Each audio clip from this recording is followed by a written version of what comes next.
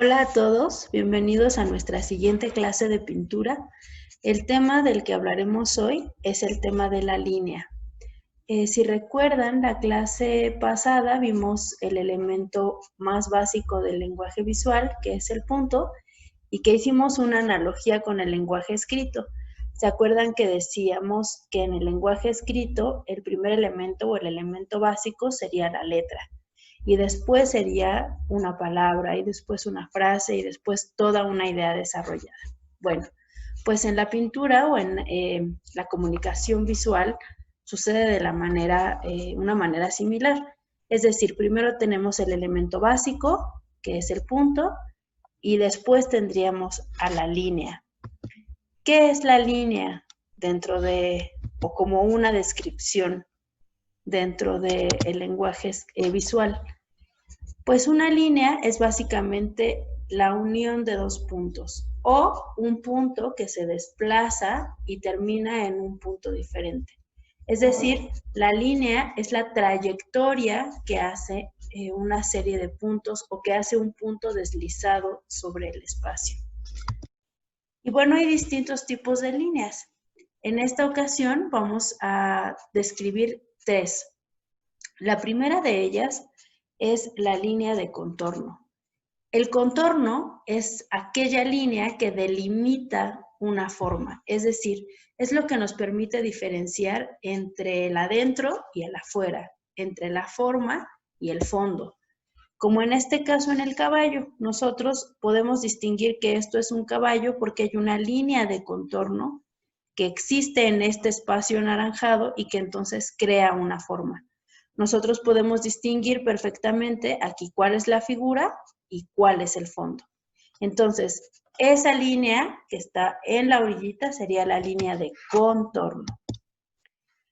Hay otras líneas que nos dan más información sobre nuestra forma o sobre nuestra figura. Y estas líneas que nos dan más información serían las líneas de dintorno. La diferencia entre el contorno y el dintorno es que el contorno es solo una línea externa y el dintorno se encuentra dentro del contorno. Por ejemplo, si nosotros vemos el trabajo, la ilustración anterior, nos damos cuenta que aquí en la pata trasera del caballo no hay una línea interna, es decir, solo estamos viendo la parte de afuera de la ilustración, es el contorno. Si vemos la siguiente, encontramos una línea que delimita perfectamente cuál es la pata de adelante y cuál es la pata de atrás, o qué pata está adelante, más cerca de nosotros. Esto es porque el dintorno nos ayuda a conocer más sobre la imagen, nos da más información acerca de ella. Entonces, si bien en esta yo entiendo que el caballo tiene 4 patas, ¿no? Yo lo sé, aquí pues no hay una información que delimite cuál es la pata de adelante o cuál es la pata de atrás, cuál está adelante respecto a nosotros, ¿no? Pero en esta ya tenemos información gracias al dintorno y podemos saber que esta es la pata que está más cercana a nosotros y esta es la parte que está más lejana a nosotros. Lo mismo sucede con la parte de adelante, con las patas de adelante. Aquí nosotros no vemos qué pata es cuál, digamos, están las dos solo delimitadas por el contorno, y en esta nosotros podemos apreciar perfectamente qué pata es la que está más cerca y qué pata es la que está detrás, digamos. Otra información que nos da en este caso, en este ejemplo del caballo, el dintorno, por ejemplo, sería su cril, ¿no? Podemos apreciar aquí perfectamente que el caballo tiene pues un pelaje más largo en esa parte y entonces nos ayuda a tener más información. Si nosotros vemos aquí, no se ve el copetito, ¿no? Solo se ve pues el contorno de ese copetito. Pero aquí podemos ver perfectamente dónde se delimita la oreja y dónde empieza y termina ese copetito que tiene el caballo. Entonces, el contorno es solo el exterior y el dintorno son las líneas que están dentro del contorno y que nos dan más información acerca del objeto, de la figura o de la forma que estamos interpretando, que estamos plasmando. Otro tipo de líneas es, bueno, en realidad el uso de las líneas es cuando juntamos muchas líneas para hacer algo. Es decir, si nosotros tenemos un conjunto de líneas que todas tienen una dirección, podríamos generar volumen, podríamos generar una idea de dinamismo. ¿A qué se refiere el dinamismo? Pues a esto que nos da una idea de movimiento. Si nosotros analizamos La noche estrellada de Vincent Van Gogh, que seguramente todos conocen, podemos analizar cómo Van Gogh utiliza las líneas para crear una imagen que tiene una idea de movimiento. Por ejemplo, en esta plantita que vemos del lado izquierdo, nosotros damos la idea o tenemos esa comprensión de que eso es una planta por las líneas que componen esta imagen. Pero además tiene una idea de movimiento, es decir, no son líneas rígidas, sino que son líneas orgánicas que nos dan una idea de movimiento. Lo mismo sucede con el cielo. El cielo tiene una idea de movimiento, es decir, el cielo no es algo estático, no es un plano estático, sino que tiene una serie de líneas que nos guían a través del cuadro y que nos dan esta idea de dinamismo dentro de él.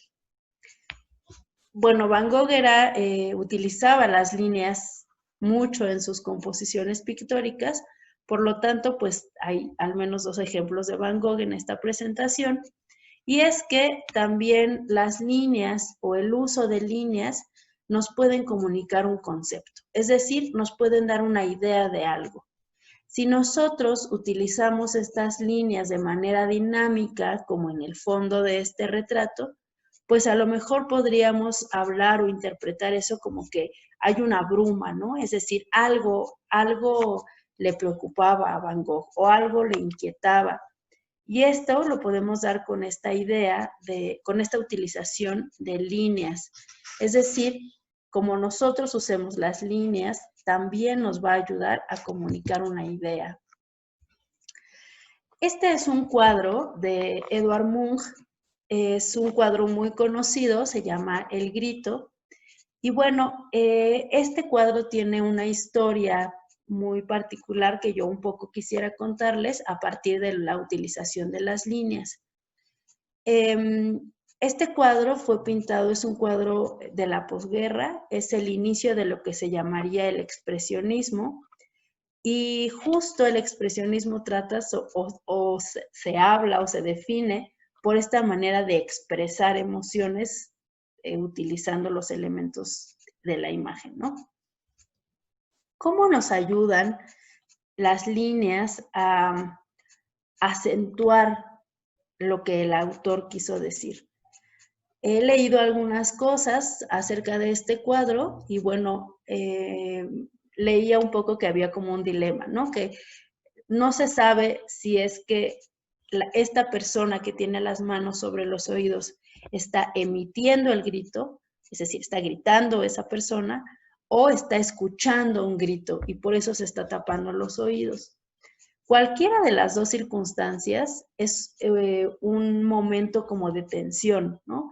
Cuando uno grita, pues está expresando dolor, sufrimiento, pero cuando uno escucha un grito, también tiene una serie de sensaciones que, digamos, el autor comunica en este cuadro.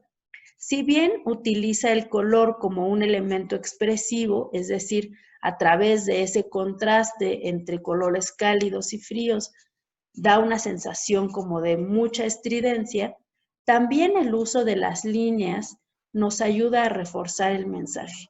Es decir, Edvard Munch utilizó este encuentro de líneas, ¿no? que van siempre hacia el espectador y que son un poco como muy fuertes, ¿no? Que nos ayudan a reafirmar esta idea de que alguien está en peligro. O la persona está gritando o la persona está escuchando el grito. Entonces, las líneas tienen también cualidades expresivas. Muy bien. Entonces, después de esta pequeña explicación, vamos a hacer una actividad muy breve. Esta actividad va a constar de hacer un dibujo con un solo trazo. Vamos a necesitar una careta económica o un trozo de acetato o en caso de que no encuentren, pues un pedacito de plástico transparente. La idea es que coloquemos el plástico pegado a nuestro rostro, pero también lo podemos hacer pues con algún familiar que esté en casa, ¿no? Con su hermanito, o con su mamá, o con su papá, o con su tío. Ahí pidan ayuda a alguien de su casa. Yo lo hice yo sola, bueno, yo usé una careta, pero también se puede hacer con otro material adhiriéndolo a nuestro rostro.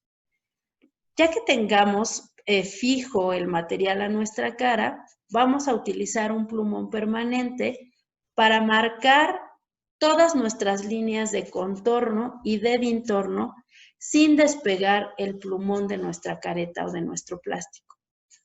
Y al final, pues quedará como un retrato un poco rebuscado, digamos, ¿no? No va a ser un retrato muy limpio, sino que pues vamos a pasar por distintos lugares de nuestro rostro.